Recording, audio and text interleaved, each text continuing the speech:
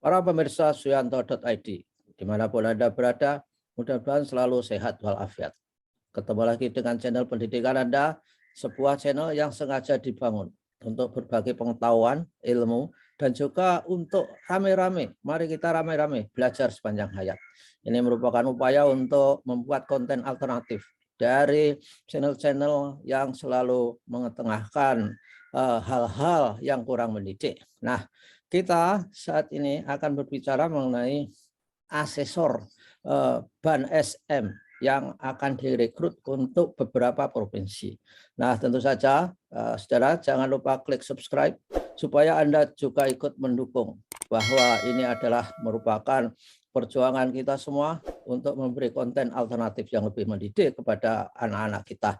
Nah, tentu saja ini adalah episode pertama. Kita punya tamu, bukan tamu sebetulnya, ini sudah sahabat yang dekat, tapi karena pandemi ini sudah 2 tahun tidak pernah bincang-bincang di sini. Nah, siapa beliau? Beliau adalah Dr. Tony Toharudin MSc. Beliau adalah staf pengajar di Fakultas MIPA Universitas Pajajaran. Dan yang paling harus diketahui oleh saudara, beliau adalah Ketua BAN SM Republik Indonesia. Nah, kita sapa dulu. Assalamualaikum warahmatullahi wabarakatuh, Pak Tony. Waalaikumsalam warahmatullahi wabarakatuh, Prof. Wah, luar biasa. Sehat, Pak Tony ya. Jadi, Alhamdulillah, Prof sehat ya.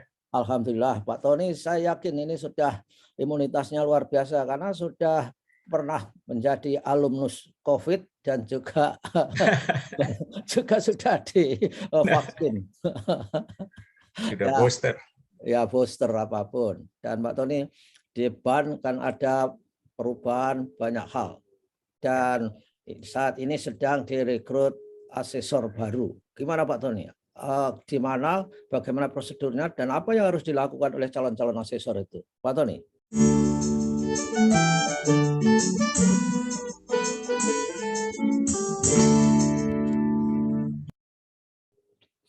Ya, bismillahirrahmanirrahim. Terima kasih, Prof. Memang sekarang BAN SM sedang proses rekrutmen asesor baru, tetapi bedanya dengan terdahulu, sekarang sesuai kebutuhan di 11 provinsi. Dan tentunya di setiap provinsi juga ada perbedaan. Seperti misalkan Jawa Barat itu hanya memerlukan asesor SLB. Ya, dan untuk provinsi lain merekrut semua asesor jenjang SD, SMP, SMA, SMK. Dan kita hanya merekrut sejumlah 275 asesor. Iya. Dari seluruh 11 provinsi itu. Yang terbanyak ada di Sulawesi Selatan, sebanyak 70. Kemudian yang paling sedikit ada di Gorontalo, hanya sebanyak 3 orang. Tetapi pendaftar sekarang sudah diumumkan hasil seleksi administrasinya. Kami ikutkan semua yang hasil seleksi administrasi, kemudian nanti kita akan menuju pada tes, ya. Ada tes kognitif, ada tes non kognitif, kemudian juga di dalam tes kognitif ada TPA, ada juga pengetahuan tentang instrumen akreditasi satuan pendidikan 2020. Jadi sekarang prosesnya sedang belajar mandiri. Asesor yang sudah lulus seleksi administrasi. Oh, oke. Jadi ada proses belajar mandiri, Prof. Apa ada diberitahu mereka kisi-kisi dari tes-tes itu, Pak Tony? Ya, belajar mandiri berlangsung 25 Mei sampai 24 Juni, 1 bulan. Oh, 1 bulan. Dan kemudian di masing-masing account mereka itu sudah dimasukkan materi-materi yang harus dipelajari oleh para asesor. Kenapa? Karena kami menginginkan asesornya asesor yang berkualitas, dan sebelumnya sudah mengetahui tentang instrumen, sehingga kami adakan belajar mandiri Oke. untuk khususnya ISP 2020. Oke, dan yang eligible untuk daftar asesor siapa aja Pak Tony? Sesuai dengan di pengumuman, ada unsur pengawas, baik di Kementerian Pendidikan maupun di Kemenak, kemudian juga dosen, kemudian juga Widya Prada, dan Widya Iswara kalau masih ada, kemudian juga praktisi pendidikan, ya termasuk mungkin guru juga ada yang mendaftar. Ya, dan rangkap jabatan tetap nggak boleh ya, misalnya sebagai kepala dinas atau kasubdit apa gitu di dinas, nggak boleh ya? Ya, kita nggak menginginkan orang yang tidak bisa nanti ditugaskan ya, karena mempunyai posisi tertentu di daerahnya. Juga kaprodi di perguruan tinggi tentu juga nggak bisa Pak Tony. Ya, sama. Jadi untuk calon asesor yang mempunyai posisi sehingga mereka tidak bisa meninggalkan institusinya, itu tidak akan kita rekrut ya. Oke. Dan Pak Tony, ketika di akun mereka, mereka diharapkan melakukan self learning di platformnya itu hanya pengetahuan saja atau semua juga ada latihan soal? Itu yang diharapkan orang. Selalu saja soal seperti bimbel itu Pak Tony ya. Iya. Kami tidak menyediakan latihan, hanya materi-materi yang kami sampaikan, termasuk mungkin video-video yang sudah beredar secara resmi dari kami. Itu yang mereka harus pahami, pelajari, sehingga nanti pada saat tes pengetahuan secara online, mereka sudah bisa memahami tentang proses akreditasi, kemudian instrumen, kemudian paradigma kita yang baru, dan lain-lainnya. Dan termasuk TPA itu juga ada ya, case-case. Oke. Dan TPA. Ya, saya kira dan kemungkinan ada perbedaan dengan yang dulu, Prof. Perbedaannya adalah desain kami itu akan merencanakan bahwa peserta bisa mengetahui kelulusan itu dari sistem. Ya, kalau dulu mungkin kami masih membahas setelahnya di pleno untuk menentukan kelulusan. Tapi mungkin yang sekarang itu akan diketahui secara langsung dari sistem, apakah mereka lulus atau tidak tentang tes tes kompetensi ini.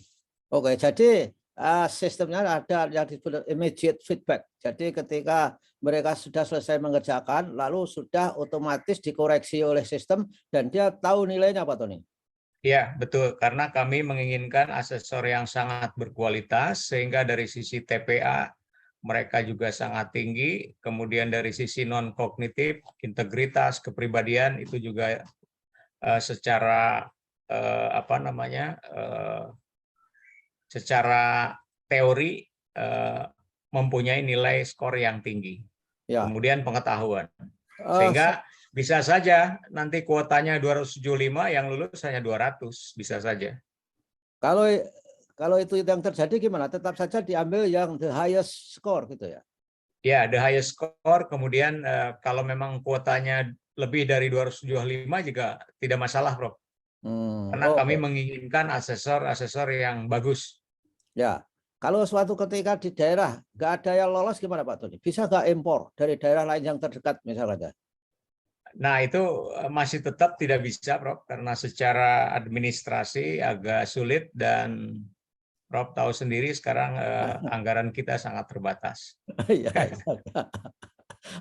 Anggarannya sudah di kotak-kotak ya, jadi nggak bisa keluar kotak lain. Pak Tony, apakah tesnya itu semuanya dalam bentuk objektif tes? Seperti misalnya kepribadian, seperti yang non-kognitif itu, apa ada wawancara juga Pak Tony? Ya, setelah mereka lulus dalam tes secara online, kemudian akan lanjut pada tes wawancara.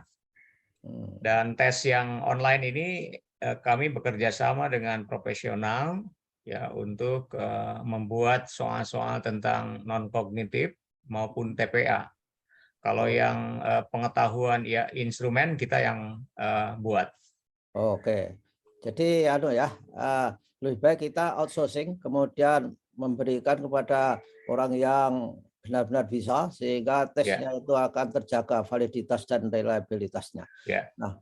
Nah, ketika mereka belajar mandiri, Pak Tony, adakah fasilitas dari BAN SM mengenai question and answer atau dibiarkan saja dianggap bahwa mereka harus tahu apa yang harus dipelajari? Gimana kalau mereka mendapat kesulitan, Pak Tony? Ya, sebetulnya Q&A kita sediakan di websitenya BAN SM untuk katakanlah di website kita itu help desk. Oh, help desk. Ya, jadi kalau ada materi-materi yang memang harus diklarifikasi oleh kita, silakan saja. Atau bahkan mungkin bisa bertanya langsung pada BAN SM provinsi masing-masing. Karena di setiap daerah juga sudah ada memfasilitasi hal-hal demikian. Ini kan sudah akan self learning itu sudah akan terjadi, Pak Tony, atau sudah terjadi tadi dikatakan itu? Ya, tanggal 25 Mei mereka sudah belajar mandiri. Oh, ada nggak fakta bahwa mereka juga memanfaatkan QA atau di helpdesk itu? Apakah terdeteksi oleh sistem, Pak Tony? Sementara ini belum, Prof. Sementara ini saya bukan belum, tapi saya belum bertanya pada staf di BAN apakah ada calon-calon asesor yang bertanya tentang materi. Nanti mungkin saya cek. Ya, dan mudah-mudahan ini kan memang ini kan agak transisi ya, Pak Tony. Dari sisi IT juga masih transisi, dari sisi culture suruh self learning itu juga belum menjadi darah daging saya kira terhadap perilaku seperti itu. Ya, mudah-mudahan saja lah bahwa mereka bisa dan mereka bisa memanfaatkan helpdesk itu. Di pertanyaan terakhir, kalau helpdesk itu dikerjakan oleh sistem atau ada orang? Ada orang yang menangani tentang itu, Prof. Oke, jadi tidak berdasarkan sistem, tapi kita masih manual ditangani oleh staf yang menangani helpdesk. Oke, biasanya kalau ada yang krusial, staf kami melaporkan di pleno BAN SM. Oke, ya baguslah. Baiklah Pak Tony, saya kira ini merupakan informasi yang sangat bagus untuk para calon asesor yang mau ikut beradu atau bersaing untuk mendapatkan posisi asesor di sekolah-sekolah di daerahnya masing-masing. Terima kasih Pak Tony, dan mudah-mudahan ini menjadi informasi yang dibutuhkan oleh mereka, dan tentu saja kita ketemu lagi minggu depan. Kita akan menjawab pertanyaan dari lapangan Pak Tony mengenai perubahan paradigma akreditasi yang borangnya berubah di bawah itu juga tidak semuanya tahu. Saya selalu ditanyain, dikiranya saya tahu. Jadi untung ada Pak Tony sehingga bisa bertanya kepada orang yang memang benar-benar tahu. Terima kasih. Wassalamualaikum warahmatullahi wabarakatuh. Terima kasih. Terima kasih.